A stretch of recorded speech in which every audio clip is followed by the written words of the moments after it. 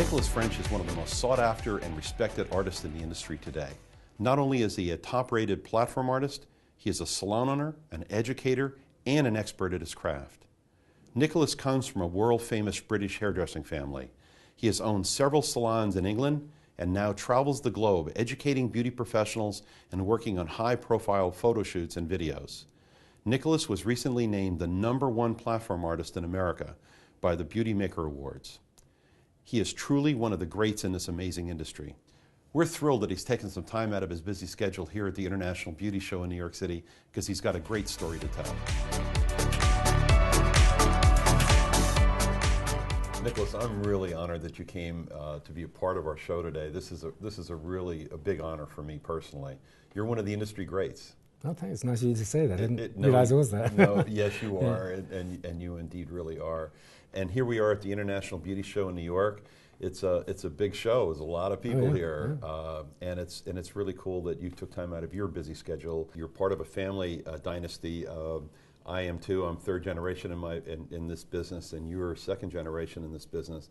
But your dad was a very famous stylist in England. I mean, he was a friend of Vidal Sassoon's. Yeah. As you said, he lived right across from Sassoon's salon. He's even mentioned in Vidal's new book, which I think is an amazing thing. But your dad and your mom were both in it. And you have to understand, I worked at Sassoon's in the 60s, just for a brief time, like a couple of years or something, and what they were doing was very groundbreaking, you know, because everything was uniformity before in the 40s and the 50s, you know, in the 30s. Vidal broke that, didn't he? Everybody looked exactly the same, and what Dad was doing was he only used one implement on the hair, and that was a brush. So he brushed it through because he helped Denman Dean sort of create the Denman brush. Right. And he had it, and that's what he used to use, just a brush, no combs, nothing. So when they came out of the dry, it flowed like the clothes, which had never been seen before. Everything was very structured before. Right. Nothing was very, very loose, and he wanted to loosen up hair. And then Vidal, in his own way, who was much younger than my dad, took it to the next level. And if you saw Vidal's early work, it's very similar to what my dad did. It's all sets, but soft on the edges, you know? And then he went into this sort of geometric phase. And very blunt. And very blunt cuts, which actually women didn't like to start with. Right. But cleverly he devised, a technique of cutting hair, which he mainly got from Raymond, which is another British hairdresser. Absolutely. Who used to use tiny little shears. And Vidal used tiny little shears to start with. So, and that sort of developed up. And a lot of women didn't really like it to start with. They'd never seen their hair flat. You know, they'd never seen their hair cut in a natural way. Right. It was always set, and then they came back and they had hair pieces of the weekend on. And, that's true. You know, that's where my interest came. I started in a wig room, you know, because you see nobody, you just have a name and a diagram. Please set the hair like this for the weekend. You know?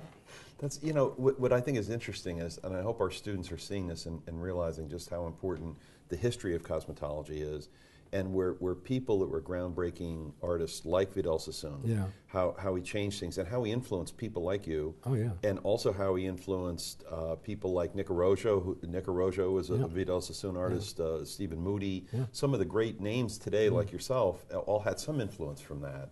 And I think it's pretty cool. I really do. And I think that as students getting into the industry, you know, you have to really understand that, you know, it's not a blank canvas you're working with. You know, you're working with people. Right. It's like when I was in a foreign country not so long ago, and I think this is an important story, I did this huge show for 6,000 people. And I've been up since 3 a.m. in the morning. I was sitting being interviewed at 8 a.m. at night, 8 p.m. at night. Oh, and it had to have an interpreter because it's in Asia. And the interviewer said to me, and I had nice interviews before, why do you think somebody of your age can teach our young people how to cut hair? So I said, you know, because I'm trained very highly, I said, thank you for your question. That's a great question, not knowing what to answer. And I looked out the window and I saw this Calvin Klein poster, and I thought, I said, can I ask you a question? And I said, yeah, okay. And I said, how old is Calvin Klein? He's 64. How old is Giorgio Armani? He's 82. How old is Ralph Lauren? He's 66. How old is Karl Lagerfeld from Chanel with the white hair and the ponytail? Nobody will ever know. How old is Valentino? He's 75 years old. Do you think they had any influence on young people? Then I said, this is the important bit. And I was on a roll and I thought, I hope something better comes out of my mouth. And I said, what's the difference between a professional hairdresser and a couturier dress designer? Oh, we don't know. I said, I'll tell you what the difference is. The couturier dress designer can buy their fabric and they can cut it and style it. The fabric we have to create sits in a chair, has a personality, and you have to understand the inside of the head because you never get the outside right. And we have to create our own textures out of their physical being of their hair, and that's the difference. That's an amazing story. And that's how important, you know, with a pair of shears and a comb, you can make people happy, you can get people married, you can get people divorced. I mean, you're a very powerful person. Right. But, you know, never take anything lightly, because you really, you know, you can make a difference in people's lives.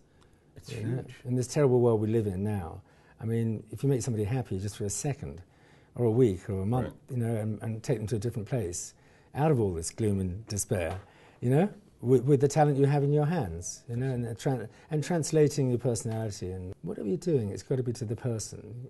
Like my father used to say, if you understand the inside of the head, you'll get the outside right. And it's not how much hair you cut, it's what you leave and where you leave it that's important. That's a good It's all way to about look at it, balance, too. proportion and shape. It's about, also, it's not putting the right hat on the right person. Because, you know, I say to audiences sometimes, you know, you ever done the best haircut and colour you've done in your life? You never see that client again? Because that's what you did. You put the wrong hat on the wrong person. Right. It didn't suit their personalities and Right. whatever. So, And you didn't make them feel better. In other words, you didn't make them feel really special. no, and you've got to get a temperature reading of where they sit with everything, where Right. they are. Just, you know, Lifestyle. Yeah, lifestyle especially, and who they are, you know, and it's like a fashion wheel. You know, you see at the top of the fashion wheel, you see classical, you see at the bottom edgy, and then you see on the side there street savvy, and you see on the other side, you know, sort of neo-classical. Well, some people say, oh, I want something really cool and modern and fresh. And you think, hang on a minute, who is this woman? You're trying to check the shoes out and trying to check out the labels in the back of the, Sure. you know what I mean? To find out Sure. who they are, you know? I heard somebody else describe it as when Versace does a dress, the woman looks magnificent when she's in the dress, but at some point tomorrow she's going to wear something different. Right. And your style, the art that you do, is not only worn today with the Yeah, Versace, exactly. but it's also Yeah. tonight at home in bed, and it's also Absolutely. tomorrow morning when they go to work. Yeah. So have you ever had challenges that have made you wonder, that have made you wonder whether you're going to keep going in this business? Have you ever had those kind of challenges? I think it happens like sort of like a lot of the time. So many times you feel like, you know, I should just throw the shears in or throw the brush in and just walk away from the whole business. But Right. it's very, very difficult. And I think you have to have a real positive attitude. But what makes you change your mind? I mean, Oh, my when that goodness. happens, what gets you through that? I think the art of what I do, because I love doing what I do, you know, and now I'm in a wonderful position where I can almost do what I want to do, you know? I can create what I want to create. It's not somebody saying, oh, you have to do it this way or that way. Right. So I'm really seeking different ways of doing hair, different sort of ways of creating art in hair. And so I'm very privileged to be able to do that. Wow. But what the good thing about that is it pushes the envelope, because you have to come up with something really fresh and every year and new, you know, and that's it really makes you think, and you've got to get inspiration from anywhere you can find it. And then it's practice, practice, practice. Even I've been hairdressing 46 years, and I'm still practicing before I go onto a stage, because it's important that the knowledge I share can be correctly transferred to the audience. It's a responsibility. And even as a student, you have a responsibility to really practice and do the best you possibly can. You know, I mean, not to try your very, very, very best is really to sacrifice our industry, you know? It is. Our craft. It's a craft, you know. Right. That's what they've got to understand, students. But it's also to And some do, sacrifice and they get yourself, though, disheartened, isn't you know? it? It also sacrifices you. Yeah. If you don't give your best, and if you don't put all of your creativity Yeah. into it, and all of your blood, sweat, and tears, That's right, yeah. am I right? It doesn't pay off for you. What I think is amazing, and you talked about your age before, and I don't see you as somebody that's been in the business for 40 years. I see you as a person who reinvents himself all the time. I think the truly great stylists in our industry, am I right? Yeah. Reinvent themselves constantly. I mean, because if you do what you did 10 years ago, or 20 years ago, or 40 years ago, you're Yeah. dead. Am I Yeah. right? Yeah. You must be better. You've got to be progressive, I think, you know, not for the sake of it. You just have to take your own speed and you know, and have a temperature reading what's going on in fashion and everything else and feel it. I learn something new every day. Sometimes it's what I shouldn't do Right. ever again. Right. And sometimes wow, that's interesting. You know, even how to make a hairpin disappear, you know, so the hair closes behind it.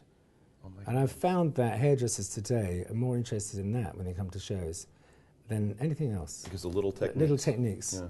you know, that drive you mad. And Right. I think that's important to really share even that knowledge, you know, with your audiences and with your students. But the truly successful people out there are the ones that thirst for that. Am I right? They Yeah. need to have Yeah. that. They want the next level. They want the little bit better. Yeah. Is it worth it? Oh, absolutely. Because, I mean, when people copy me, I think that's a marvellous compliment, you know. God. And when I see people doing that, I say, oh, you know, I never could do that, Nick. You know, you showed me how to do it. That's fantastic. Because if I've got the idea, and I have to think of new ideas all the time, yeah, right. And then I've given it to you, you can take it away and use it in the salon or use it in your life, and it can make a huge difference. You touched on it a couple of times, but could you tell me what do you think our students need to know in order to be successful? I mean, the people who are watching this are people who are in school right now, people who are about to embark on their career. Right. What would be your commencement address to those people? Surround yourself with great people, you know? That's the most important thing I've learned. You know, when I do these huge shows and people say, oh my goodness, how on earth do you do that? I surround myself with just really creative people. And the energy in the room is just electric. You know, you have to be positive all the time. You can't be negative about anything, even though it's all going wrong. You know, and I think that's the main thing. You've got to be a very up person. You know, you've got to walk in and say, hi, you know, whatever, make the client feel comfortable. And also just learn how to analyse who you're dealing with and, you know, and listen to the client, you know, and listen to people. You know, I love to learn different things. Things that you know, if you feel uncomfortable, you're learning something new. Right. I had people come to my classes and they do this braiding, and I said, hang on, stop. You've done that for 10 years, haven't you? Said, oh yeah. I said, why are you here? You're going to do something different, something that you never dreamt you could do. And you're going to feel uncomfortable doing it, you might burst into tears, but I will be there with you, take you through the whole thing. And that's the most important thing. Don't dwell on what you know, but just think about... Growth comes out of the comfort zone, am I right? That's it, yeah. It gets that much better. You're going to feel uncomfortable, so don't give up, don't get disheartened. And also, as my father used to say, and I remember everything he used to say, when I was a young, sort of brash, cocky sort of hairdresser, you know, and he said, Nick, you never look down on anybody in this industry unless you put your hand out and you bring them up to where you are. You know? And I always remember that because I was getting a bit above myself, and he had all these salons. I thought I was really cool, and I wasn't. And that's what, you know, and he sent me to a school in Switzerland for 6 months where they didn't speak English. You know, so I had to pick up the language and learn how to do it. You got perspective. I was doing finger waves there for about 2 weeks, you know, because I didn't understand what I was doing. I was colouring everybody's hair the wrong colour. But, you know, he just put me in perspective about what I should be doing. So humility is a big part of this whole thing, isn't it? Oh, yeah. An ability to see that I can be better if I... But there's somebody out there better than me. Yeah. And I'm serious. I truly admire that about you, that you realize that and you go out to try to be better yourself. And it's like, talking about students, I mean, I was asked, you know, who I work for, what do you think, how do you think they should sort of feel, you know, to help them sort of, you know, help them self-start, you know, I say self-start their creative engines. You have to be able to self-start your creative engine. And I always say to myself, when was the last time I created something new for the first time? Every day I say that. Yeah. You know, that's going to work and help hairdressers, and that's what it's really all about. So you just really think in that sort of ilk, you know, then you'll be able to self-start your creative engine, because a lot of people, including me, some days it's just like a blank screen and I can't think of anything, you know? But and somehow you make yourself do it. And somehow I come in and watch where the hair grows, the person is, the lifestyle, and it all starts coming together, and then it clicks.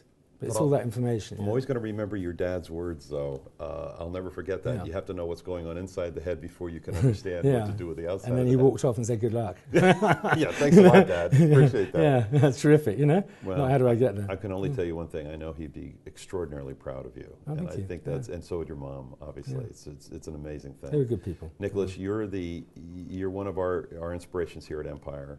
And I want you to know that I truly am honored by the fact that you be here. Folks, I'm telling you, this is one of the industry greats right here, and I'm awed by you. I really am. Thank you. Thank you so much for being here. Thank you very much indeed. Yeah, it's a pleasure talking to you. It's a real pleasure, Nicholas. Okay, take care.